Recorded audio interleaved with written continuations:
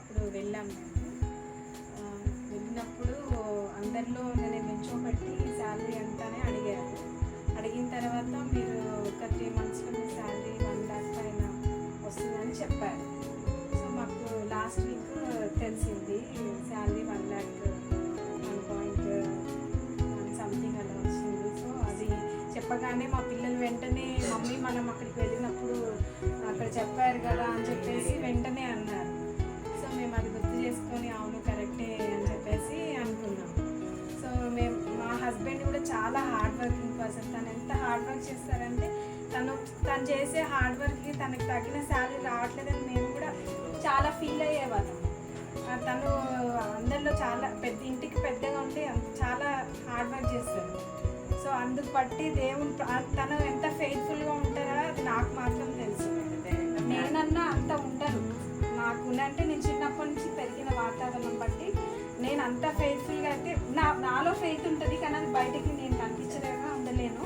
కానీ తను ఎంత ఫెయిత్ఫుల్గా ఉంటారంటే తను ఎవ్రీడే ఆ ప్రేయర్ అసలు ఏ రోజు మిస్ చేయదు. తను నాకు ఫస్ట్ పెళ్ళైనప్పటి నుంచి కూడా ఒకటే చెప్తారు, ఏంటంటే జీసస్ ఈజ్ మై ఫ్రెండ్. ఎప్పుడు నాకు ఏ ఆపద వచ్చినా ఏమొచ్చినా కానీ నా ఫ్రెండ్ అని చూసుకుంటారు. అదే విధంగా అలా నాకు ఏది వచ్చినా కానీ తనే చూసుకుంటారని ప్రతిదీ కూడా భారం దేవుడి పైన వేసి ఉండేవాళ్ళు.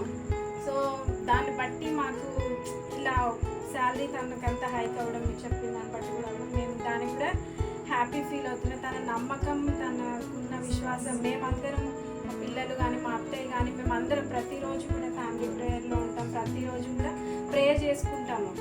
ఇట్లాగా నా పెద్ద కొడుకు ఇంత కష్టపడుతున్నాడు, తనకు తగిన ఫలితం ఇవ్వండి దేవా అని మా అత్తయ్య కూడా అడుగుతూ ఉంటారు. సో మేమందరం చేసిన దాన్ని బట్టి దేవుడు మాకు చేసిన కార్యం బట్టి కూడా మేము చాలా హ్యాపీ ఫీల్ అవుతున్నాము. అందుని బట్టి దేవునికి వందనాలు చెప్తున్నాము.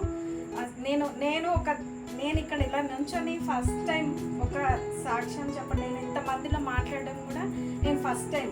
నేను అసలు మాట్లాడాలంటే నేను మాట్లాడనని చెప్పాను. నేను ఎంత మాట్లాడడం కూడా నాకు ఫస్ట్ టైం నేను ఫీల్ అవుతాను.